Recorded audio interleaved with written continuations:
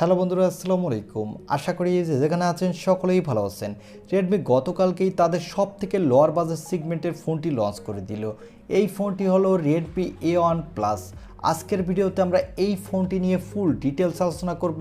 এই ফোনটি গতকালকে অফিসিয়ালভাবে ইন্ডিয়ান মার্কেটে লঞ্চ করা হয়েছে, আর এর দাম রাখা হয়েছে খুবই কম। এর দাম রাখা হয়েছে মাত্র ৬,৯৯৯ রুপি। আজকের ভিডিওতে এই ফোনটি সম্পর্কে ফুল ডিটেল জানিয়ে দেব। এছাড়া জানিয়ে দেব এই ফোনটি বাংলাদেশে অফিসিয়ালভাবে কবে লঞ্চ হতে পারে এবং লঞ্চ হলে এর দাম কত হবে। এই ফোনটি সম্পর্কে ফুল ডিটেল জানতে হলে আপনাকে বলবো সম্পূর্ণ ভিডিওটি কন্টিনিউ করার জন্য। বিশেষ করে যারা সব থেকে কম বাজেটে একটি ভালো ফোন কিনতে চান তারা অবশ্যই আজকের এই ভিডিওটি শেষ পর্যন্ত দেখুন।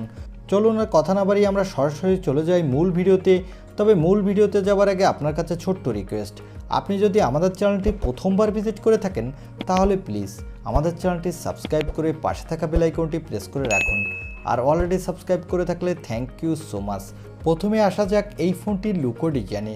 এই ফোনটির ব্যাক প্যানেলটি প্লাস্টিকের এবং এর বডি ফ্রেমটিও প্লাস্টিকের। আর এই ফোনটির ব্যাক প্যানেলে দেওয়া হয়েছে ডুয়েল ক্যামেরা সেটআপ এবং এর ব্যাক সাইডে দেওয়া হয়েছে ফিঙ্গারপ্রিন্ট সেন্সর। এর নিচের দিকে পেয়ে যাবেন USB Type-C এবং স্পিকার, সাথে পেয়ে যাবেন একটি 3.5 মিলিমিটার হেডফোন জ্যাক। আর এই ফোনটির সামনে দেওয়া হয়েছে একটি water drop notch cutting display. এই ফোনটির লুক ও ডিজাইন আমার কাছে একবারে লোয়ার বাজেট সেগমেন্টের ফোন হিসাবে ঠিকঠাক আছে বলে মনে হয়েছে। আপনাদের কাছে কেমন লেগেছে তা কমেন্ট করে জানাতে পারেন। এবার আসা যাক এই ফোনটির ডিসপ্লেতে। এই ফোনটির ডিসপ্লেটির সাইজ হলো 6.52 ইঞ্চি মাপের একটি HD+ IPS LCD ডিসপ্লে। এই ডিসপ্লেটির পিক ব্রাইটনেস হলো 400 নিটস।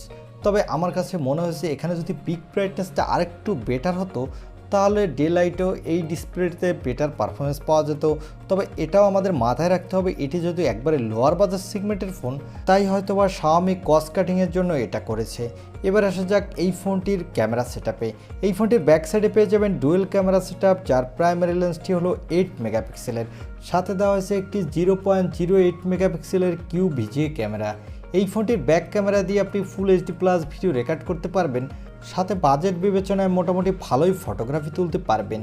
আর এখানে দেওয়া হচ্ছে একটি 5 মেগাপিক্সেলের সেলফি ক্যামেরা। এই ক্যামেরাটি দিয়েও আপনি ফুল HD+ ভিডিও রেকর্ড করতে পারবেন, সাথে এখানেও বাজেট বিবেচনায় ভালোই সেলফি তুলতে পারবেন।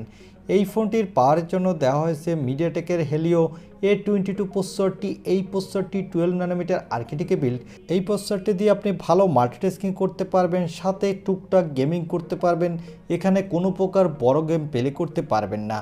আর এই ফোনটিতে আউট অফ দ্য বক্স দেওয়া হচ্ছে Android 12-এর গো এডিশন। এর ব্যাকএন্ডে দেওয়া হচ্ছে MIUI 12। এখানে সিকিউরিটির জন্য পেয়ে যাবেন ব্যাক মাউন্টেড ফিঙ্গারপ্রিন্ট সেন্সর।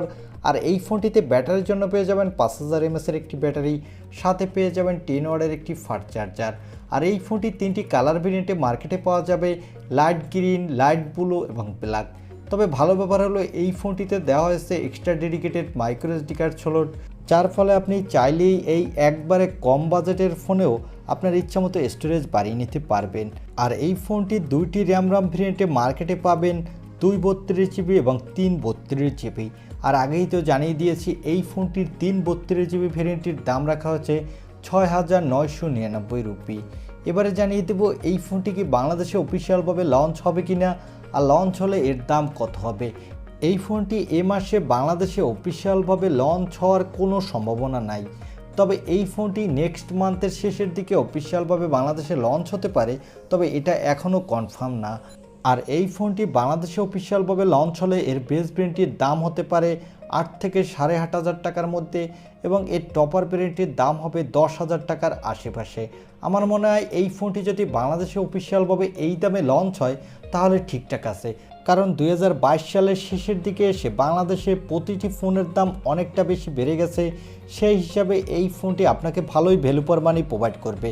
আর ইদানিং আমরা দেখছি যে বর্তমান মার্কেটে 8 থেকে 10,000 টাকা বাজেট সেগমেন্টেই কোনো ফোন কোম্পানি ফোন লঞ্চ করছে না।